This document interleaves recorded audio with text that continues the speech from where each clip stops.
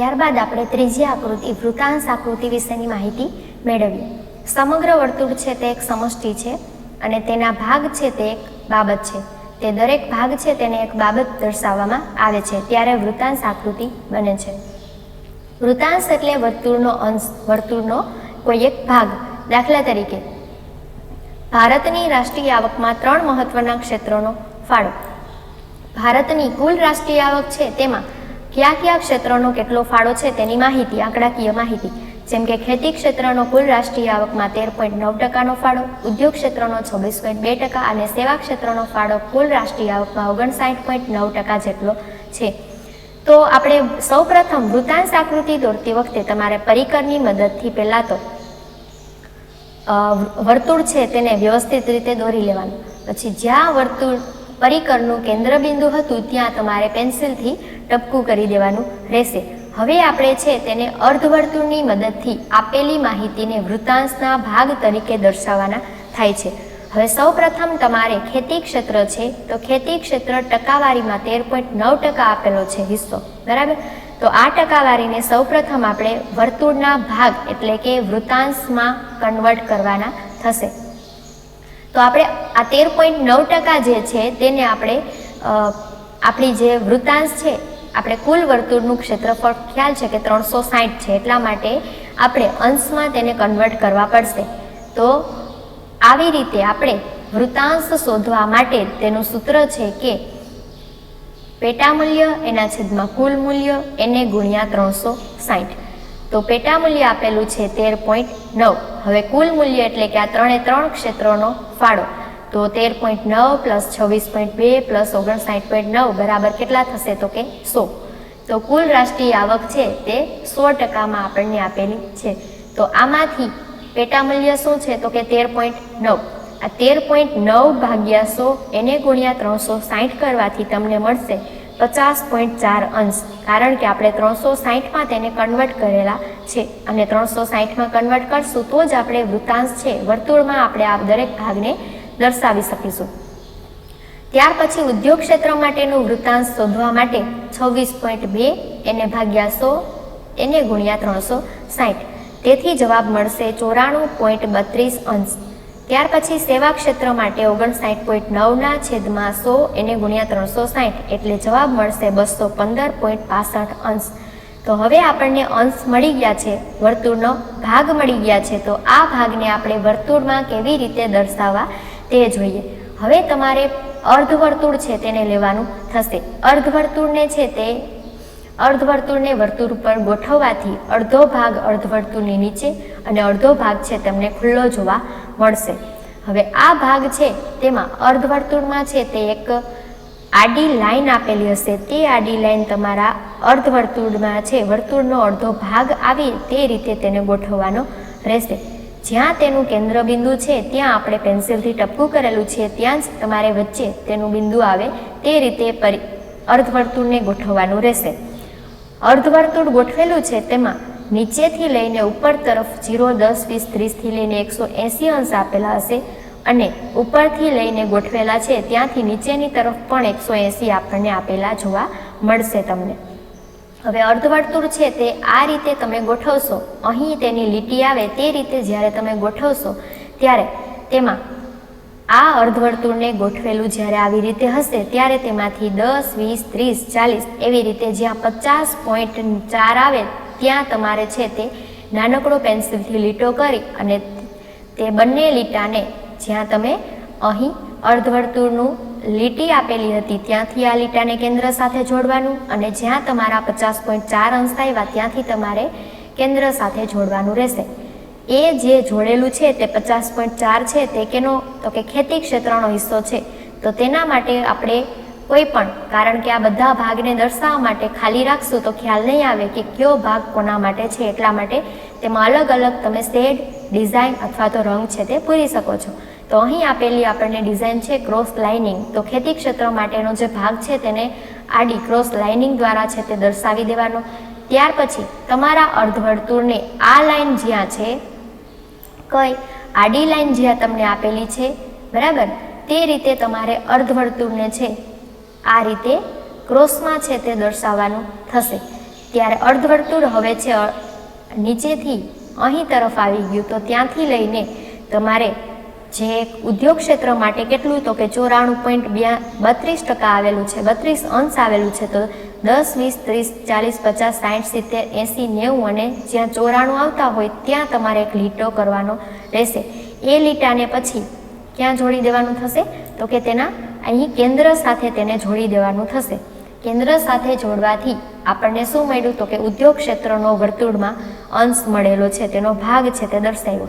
તો ત્યાં તમારે 26.2% લખી અને ઉદ્યોગ ક્ષેત્ર માટે નાની નાની લાઈન દોરેલી છે, તો એ રીતે તમારે તેમાં શેડ દર્શાવવાના થાય.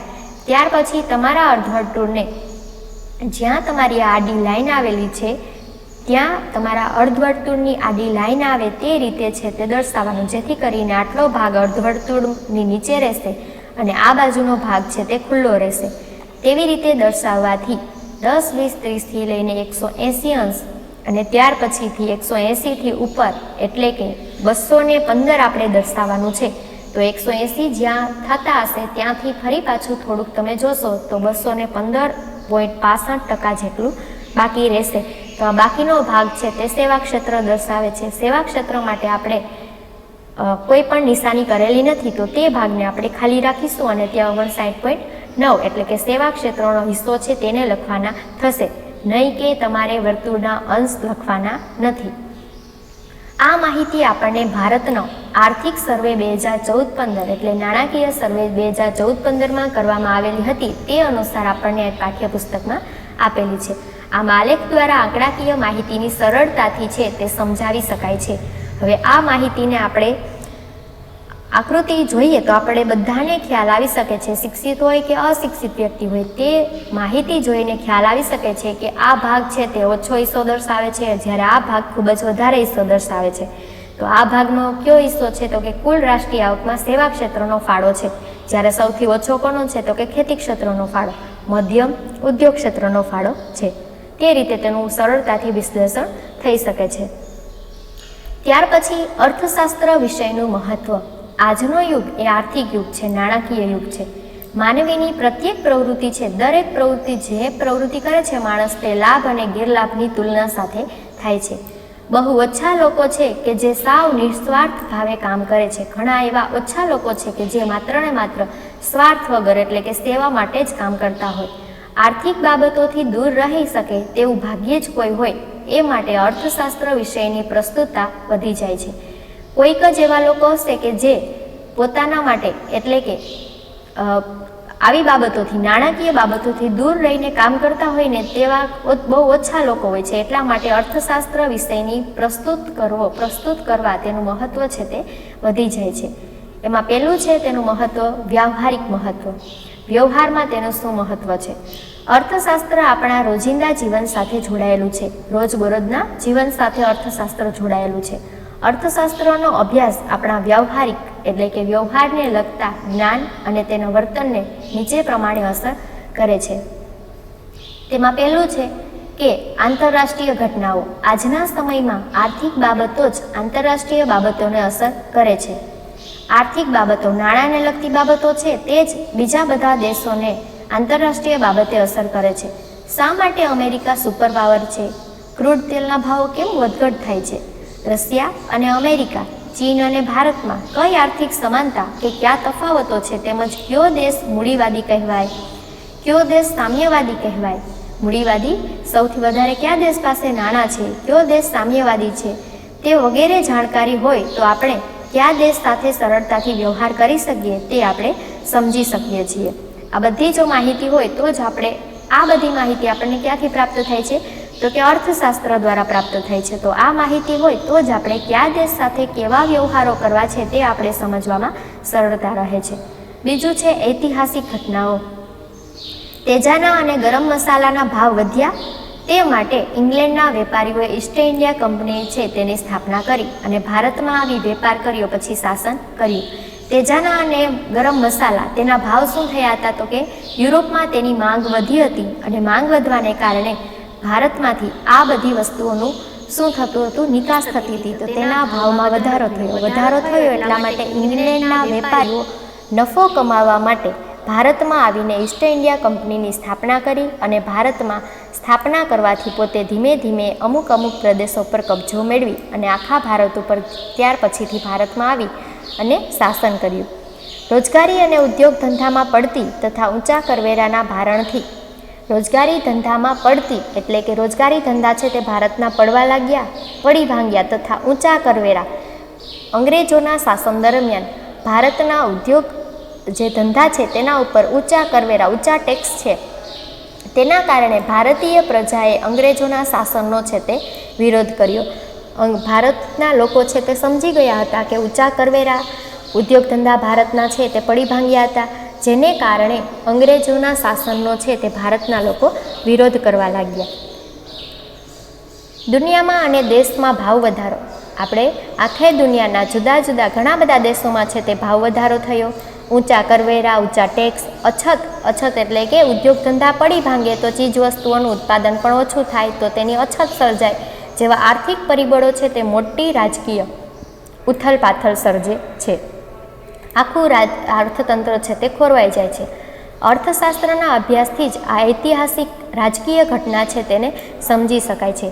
અર્થશાસ્ત્રનો અભ્યાસ આપણે જો સમજીએ તો જ આ ઐતિહાસિક ઇતિહાસમાં બનેલી રાજકીય ઘટના છે તેને સમજી શકાય છે.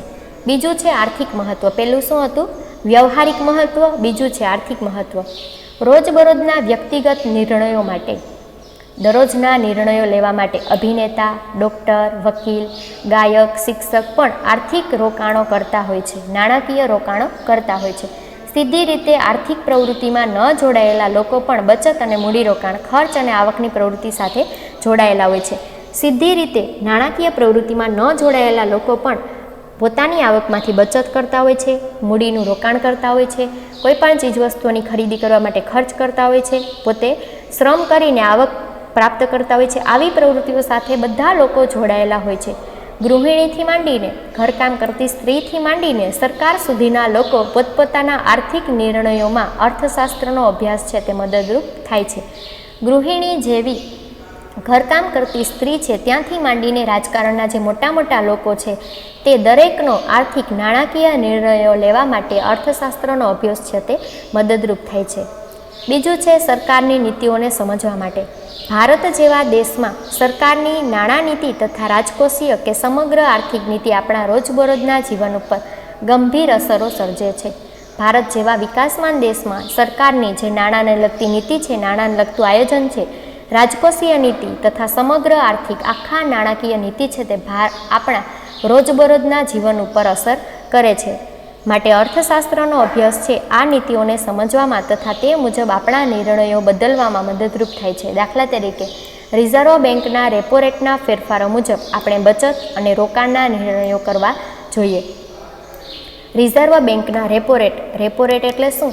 તો કે જ્યારે વેપારી બેંકો છે ત્યાં એવી બેંકોને થોડા સમય માટે, ટૂંકા ગાળા માટે ક્યારેક નાણાંની જરૂરિયાત ઉદ્ભવે છે. આ નાણાંની જરૂરિયાત ઉદ્ભવે ત્યારે તે રિઝર્વ બેંક પાસેથી ધિરાણ છે તે વસૂલ કરતા હોય છે.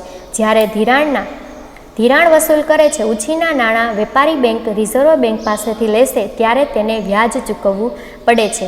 તો ટૂંકા ગાળા માટે ધિરાણની સવલતો રિઝર્વ બેંક દ્વારા અમુક વ્યાજના દરે આપવામાં આવે છે. તો ત્યારે તે જે દર છે તેને રેપો રેટ કહે છે. તો આ રેપો રેટનો દરમાં વધારો થાય કે ઘટાડો થાય તો તેની અસર છે તે સામાન્ય લોકો પર પણ થતી હોય છે. કારણ કે વેપારી બેંક છે તે વધારે વ્યાજના દરે ધિરાણ લેશે તો લોકોને પણ વધારે વ્યાજના દરે ધિરાણ આપશે.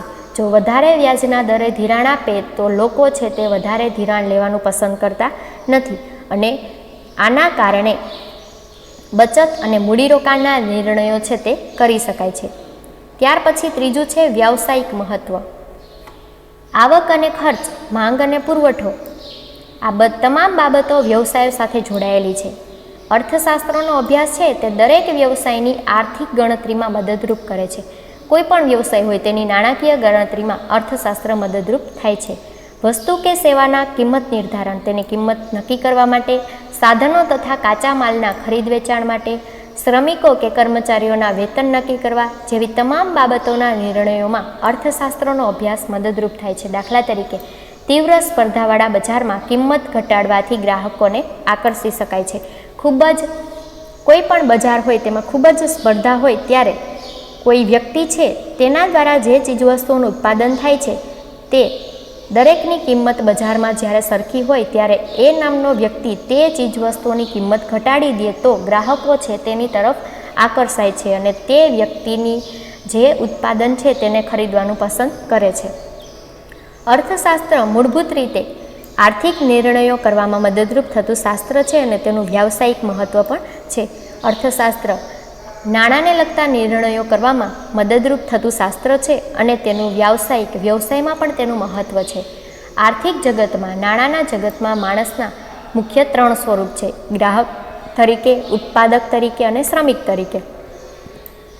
માણસ છે તેના આ જગતમાં મુખ્ય 3 સ્વરૂપ છે. ગ્રાહક તરીકે, કારણ કે કોઈ પણ વ્યક્તિ હોય તેને જ્યારે પણ ચીજવસ્તુની આવશ્યકતા ઉદ્ભવે ત્યારે તે બીજા પાસેથી ખરીદી કરે છે તો પોતે ગ્રાહક તરીકે.